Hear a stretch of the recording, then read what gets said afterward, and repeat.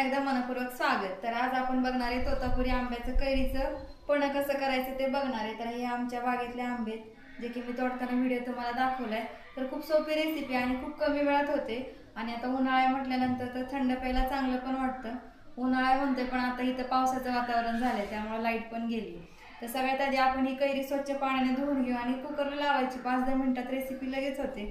तर इथं मी पाण्याने कैरी स्वच्छ धुवून घेते।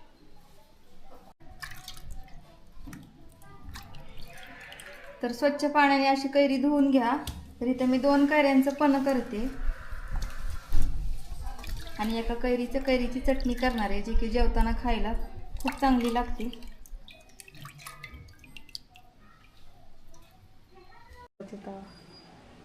तर इथे मी अख्खी कैरी कुकर मध्ये टाकते आणि ह्याच्यामध्ये आपण अर्धा ग्लास पाणी ओतूया।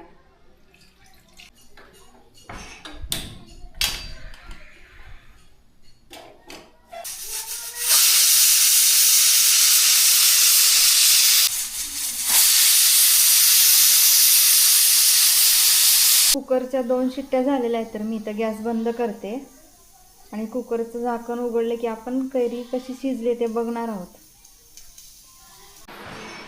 तर पाण्यामध्ये टाकण्यासाठी लागणारा गूळ आपण चिरून घेऊ आणि इथं मी वेलची पावडर बारीक करून घेतली।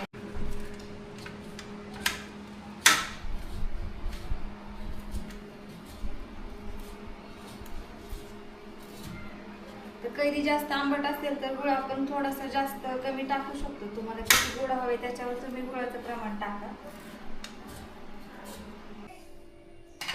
तर इथं कैरी चांगली शिजली तुम्ही बघू शकता। तर आता आपण ही कैरी सोलून घेऊ आणि आतला गर काढून घेऊया।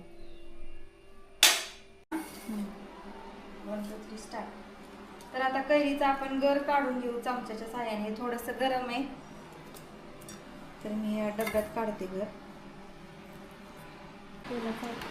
तर इथं कैरीचा गर काढून घेतलेला शिजलेला तर तुम्ही मिक्सर मध्ये बारीक करून घेते आणि नाही बारीक केला तरी चालतो, थोडासा स्मॅश केला तरी चालतो। तर मी थोडंसं मिक्सरला बारीक करून घेते आणि ह्यात वेलची पावडर आणि थोडासा गूळ टाकू। जास्त नाही, थोडासा गूळ टाकू आणि मिक्सरला बारीक करू। तर आता फायनली पण बनवू आपण। तर हे मी एका पातेल्यात घेते कैरीचं बारीक केलेलं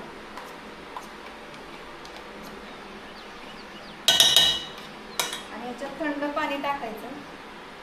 तर मी 1 तांब्या पाणी टाकते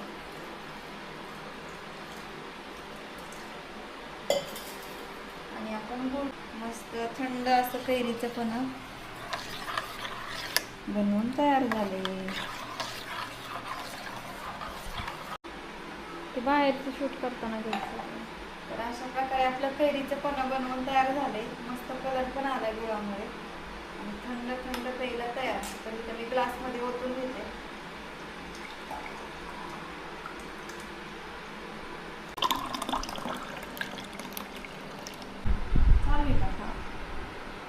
तर अशा प्रकारे आपलं कैरीचे पण झटपट बनवून तयार झाले। तर तुम्ही ही रेसिपी घरी नक्की ट्राय करून पहा आणि मला कमेंट्समध्ये सांगा कशी झाली ते।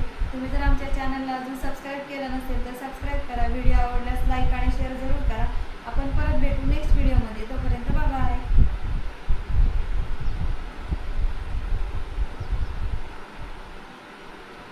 मस्त झालं।